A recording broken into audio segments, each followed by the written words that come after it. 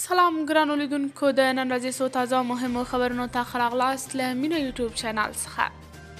پر افغانانو د غیرت له امله پاکستاني پولیسان وشړل شول. کوټه کې هغه درې تنه پولیسان له دندو ګوښه شول چې د غیر قانوني افغان کډوالو سره د پولیسو چلند ناسم او غیر انساني بللی.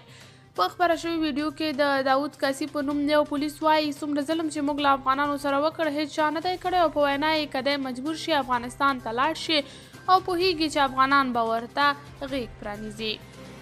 خدماتي کمیټې په تورخم کې د نن غرمې لپاره 10,000 او ماښام لپاره 1,500 کسانو ته د خوراک ورکولو تابع نیولې ده. یاده کمیټه همالته په تورخم کې شپږ د ډوډۍ پخولو ماشینونه فعالوي چې هر ماشین په 40 ساعتونو کې د 1 ټن وړو پخولو وړتیا لري. خدماتي کمیټې همداراز په تورخم کې د مخابراتي شبکو د انتنونو له نصبولو وروسته هلته د فایبر او 4 داخلي شبکو له لارې د 3G او 4G انټرنیټي خدمات عرضه کړي او په وړیا ډول سیم کارتونه توزیع کوي. د مخابراتو او معلوماتي ټکنالوژۍ وزیر خپله ساحې ته ورغلی دی. بلخوا د کډوالو او بیرته راستنېدونکو چارو وزارت وایي 2 میلیارده افغانۍ مو د کډوالو د لومړنیو اړتیاو لپاره ځانګړې کړي او حکومت د کډوالو د ښه ژوند لپاره منظم او پیاوړی پلان لري. همدارنګه د دفاع وزارت مرستې او طبي پرسونل هم تورخم ته رسېدلی. علي وزیر وایي پاکستان اسامه ساتلی شي نو مظلوم افغانان نه. د پښتون ژغورنې غورځنګ د رهبرۍ غړي علي وزیر د پاکستان له لوري په جبر د افغان کډوالو ایستلو لړۍ ته په اشارې په خپل ایکس پاڼه لیکلي چې دغه هیواد تر ټولو لوی ترهګر اسامه بن لادن ګڼ طالب مشران د نړۍ زرګونه ترهګر جنګیالي TTP او ډول ډول نورې وسلوالې ډلې ساتي خو بېوزلو افغانانو ته او هغه هم په ساړه ژمي کې په یو میاشت کې وخت ټاکي چې له دې هیواد څخه ووځي. صالح انور کاکړ ته د څو ورځو صدر اعظمۍ لپاره د ولې ځان او قوم ته سپکاوی وکړ. د پاکستان د موقت صدر اعظم انورالحق کاکړ هغو څرګندونو په پراخه کچه توند غبرګونونه پارولي چې ویلي دي د پاکستان تر واک لاندې پښتانه د دوی د نیکونو لخوا خرڅ کړل شوي او له کابل څخه په کراچۍ کې زیات پښتانه ژوند کوي. د افغانستان د پرځېدلي جمهوري نظام لومړي مرستیال امرالله صالح د هغه د څرګندونو په غبرګون کې ویلي د داسې هیواد د موقت صدر اعظمۍ لپاره د ځان او قوم ته سپکاوی وکړ چې یو الله او بل یې پوځ پوهیږي چې څو ورځې به دا هیواد دوام وکړي.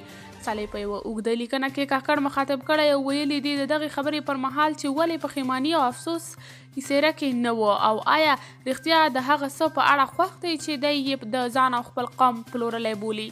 امرالله صالح د ګندمک تړون ته په اشارې ویلي چې هغه تړون د یوه تښتېدلي پاچا لخوا انګریزانو سره لاسلیک شوی او هیڅ اعتبار نه لري.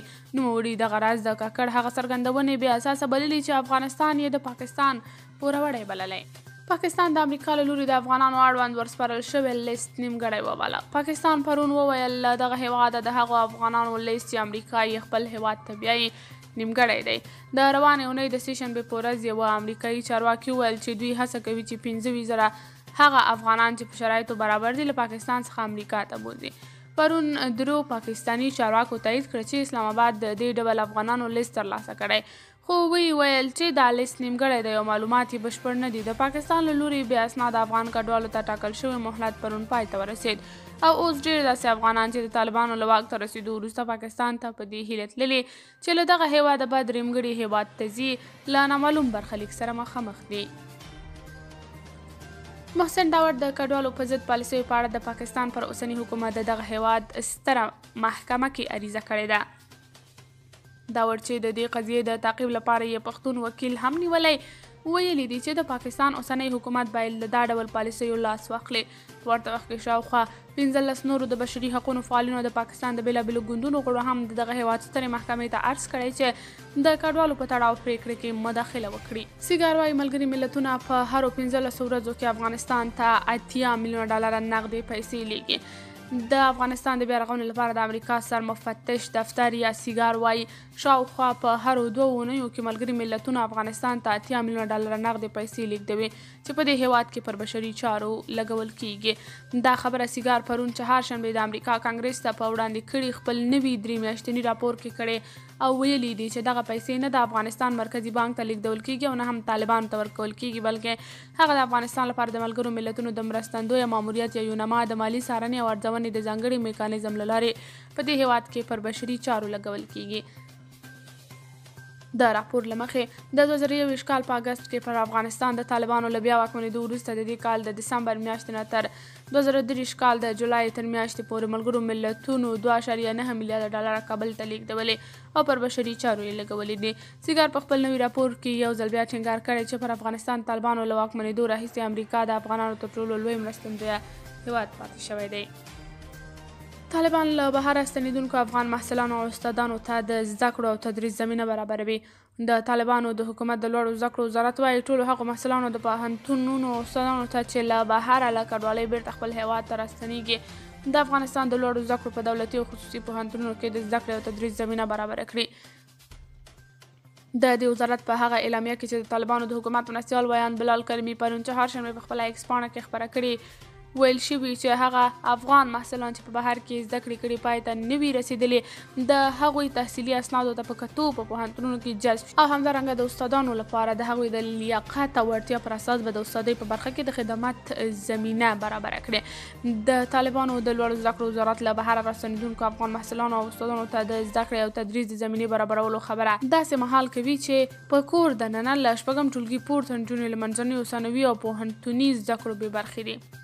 امریکا وايي د اسرائیل او حماس جګړه باید په موقتي ډول ودرول شي. د امریکا ولسمشر جو بایډن وايي د اسرائیل او حماس جګړه باید په موقتي ډول ودرول شي چې بشري مرستې ورسیږي او بندیان خوشي شي. د پرون چهارشنبې د امریکا د 2023 کال د ولسمشر په انتخاباتو کې خپل کمپاین ته د مالي مرستو د ټولولو په غونډه کې وینا کوله چې یو اعتراض کوونکی یې په خبرو کې ولوید او د اوربند غوښتنه یې وکړه. د امریکا ولسمشر په ځواب کې ویل د ده په نظر په جګړه کې یوه وقفه لازمه ده. د دې دمې معنا دا ده چې د بندیانو د خلاصون لپاره فرصت رامنځته شي. اسرائیل تر اوسه پورې له ملکي فلسطینیانو سره د بشري مرستو په هدف په جګړه کې د اوربند یا دمې غوښتنې رد کړي دي. وروسته خبر ده چې ملګرو ملتونو په غزه کې د کډوالو پر یوه کم د اسرائیلو بریدونه وغندل. ملګرو ملتونو پرون چهارشنبې د غزې په ترانګه کې د کډوالو په تر ټولو لوی کم بریدونه وغندل چې په نتیجه کې په لسګونو کسانو ته مرګ ژوبله اوښت. د ملګرو ملتونو ویان سټیفان دوجاریک وویل د ملګرو ملتونو سرمنشي انټونیو ګوتریش په غزه کې د تاوتریخوالي د زیاتوالي له امله ډیر ویریدلی دی. هغه ویل د جبالیه د کډوالو پر لوی کم د اسرائیلو په هوایي بریدونو د وژل شویو کسانو په ډله کې ښځې او ماشومان هم دي خو یو شمېر یې نه دي ښودل شوي. حماس ویل چې د اکتوبر په 21 پر دې کم په برید کې لږ تر لږه 40 کسان وژل شوي دي. اسرائیل ویلي چې په دغه برید کې د حماس یو قمندان چې پر اسرائیل د اکتوبر 2 په برید کې یې لاس درلود په نښه کړی چې د نورو ترڅنګ هغه هم وژل شوی دی. قدرمنو کتونکو دا د نن ورځې تر دې مهاله تازه مهم دقیق او وروستي خبرونه تر بیا نور مهمو خبرونو راپورونه چې زه ستاسې درنه حضور ته در حاضرېږم په الله مو سپارم د الله په امان.